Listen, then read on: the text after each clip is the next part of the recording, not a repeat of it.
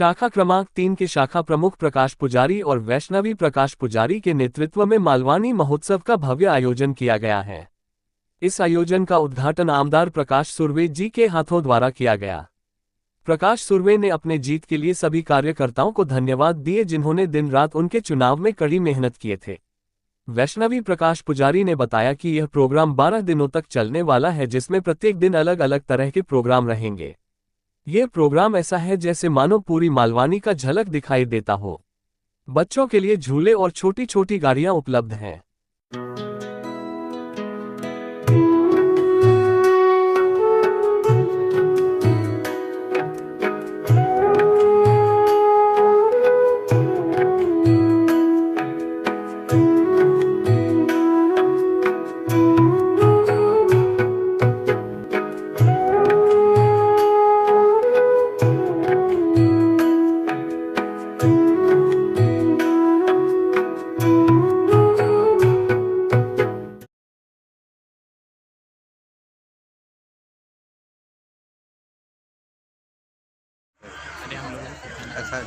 अरे हे खरे कट्टर आहेत आणि ही खरी शिवसेना आहे।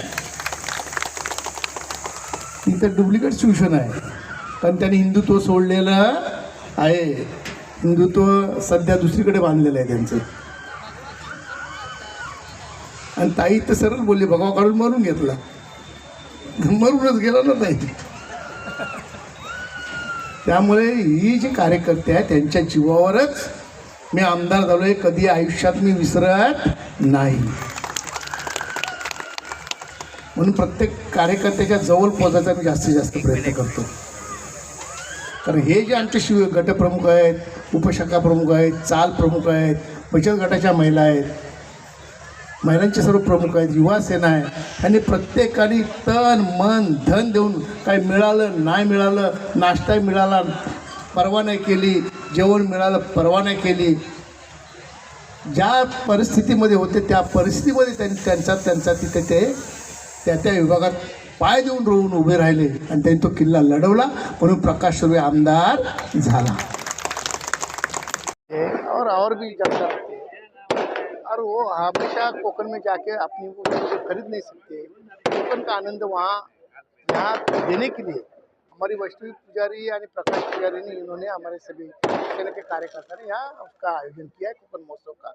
10,000 से ज़्यादा लोग आके यहाँ विजिट करते हैं और उसका आनंद लुभाते हैं। मांगाथाड़ के मंच से कॉरपोरेशन के चुनाव की झलकियाँ दिखने लगी। हाँ, अभी कॉरपोरेशन आने लगा है, तो हम जरूर, हमने शिंदे साहब को जबान दी है कि हमारे मांगाठाणे से नहीं और कई जगह से भी ज़्यादा से ज़्यादा नगर से चुन के देने की मैंने टीवी पे बोला, ज़्यादा से ज़्यादा नगर से चुन के देने की मैंने। काफ़ी पुराने कार्यकर्ता हैं जो आपके राजनीतिक करियर से जुड़े हुए हैं और आपको छोड़ने के लिए तैयार नहीं है, उनके लिए ऐसे हमारी मीनाताई पानमन है, प्रकाश पुजारी है, ऐसे बहुत सारे कार्यकर्ता जो है, जगदीश त्रिवेदी है, ऐसे बहुत सारे कार्यकर्ता, सुनील मांडवे, जितनी लिस्ट ले लूँ उतनी कम पड़ेगी।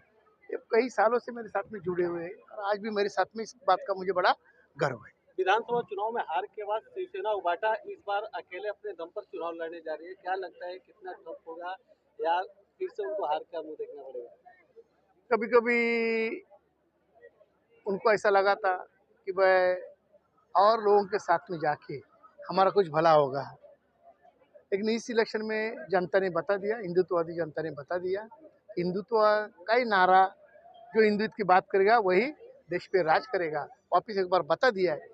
इसके लिए शायद कुछ करना चाहते हैं। विधानसभा को हमारी तरफ से ढेर सारी शुभकामनाएं। विधानसभा के बाद क्या कॉरपोरेशन में भी यूबीटी का सफाया होने वाला है? ये जनता है, सब जानती है अंदर क्या है बाहर क्या है, कितना बड़ा होटल है क्या उनको पता है। और काम करने वाला एकनाथ शिंदे जी है, जो जनता के हित में उन्होंने निर्णय लिए है।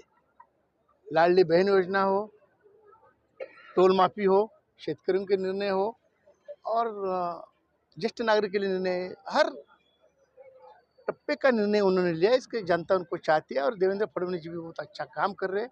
इसके लिए ये जनता वक्त पे बता देगी सच क्या झूठ क्या है। लाडली बहना का दूसरी किस्त शुरू हो गई है, सरकार भले हमारे एकनाथ शिंदे जी जब मुख्यमंत्री थे उन्होंने जबान दी थी ये योजना बंद नहीं होगी। कुछ विरोधक बहुत बम बम सवेरे के भोंगे तो बहुत बम बम कर रहे थे, ये चुनावी जुमला है। लेकिन हमने जता दिया हमारे सरकार ने कि ये चुनावी जुमला नहीं, हम जनता के हित में बात करते हैं।